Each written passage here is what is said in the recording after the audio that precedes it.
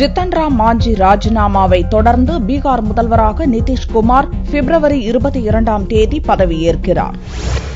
பீகார் முதல்வர் ஜித்தன் ராம் மாஞ்சி ராஜினாமா செய்ததை அடுத்து புதிய அரசு அமைக்கும்படி நிதிஷ்குமாருக்கு கவர்னர் கேசரிநாத் திரிபாதி வெள்ளியன்று மாலை அழைப்பு விடுத்தார். அதை நிதிஷ்குமார் ஏற்றுக்கொண்டதை அடுத்து பிப்ரவரி 22ஆம் தேதி மீண்டும் அவர் முதல்வராக பதவியேற்கிறார். முன்னதாக செய்தியாளர்களிடம் பேசிய நிதிஷ்குமார், பாரதிய ஜனதா தூண்டுதலால் ஐக்கிய ஜனதா தளத்தை உடைக்க மாஞ்சி முயற்சித்ததாக குற்றம் சாட்டினார். அந்த முயற்சி தோல்வியில் முடிந்ததால் ராஜினாமா முடிவை மாஞ்சி எடுத்ததாக கூறிய நிதிஷ்குமார், இதை மாஞ்சி முன்னதாகவே செய்திருக்க வேண்டும் என்றும் கூறினார். உணர்ச்சி வசப்பட்டு முதல்வர் பதவியை ராஜினாமா செய்ததற்காக பீகார் மக்களிடம் கைகூப்பி மன்னிப்பு கேட்டுக் கொள்வதாக உருக்கத்துடன் கூறிய நிதிஷ்குமார், இனி அதுபோல ஒரு தவறை செய்ய மாட்டேன் என்றும், இனி பீகாரின் வளர்ச்சியே தனது லட்சியம் என்றும் கூறினார். ஐக்கிய ஜனதா தளம் கட்சியின் சட்டசபை தலைவராக பிப்ரவரி 7ஆம் தேதி நிதிஷ்குமாரை அக்கட்சி எம்எல்ஏக்கள் தேர்ந்தெடுத்தனர். அதையடுத்து கவர்னர் திரிபாதியை சந்தித்து ஆட்சி அமைக்க நிதிஷ்குமார் உரிமை கோரியிருந்தார் என்பது குறிப்பிடத்தக்கது.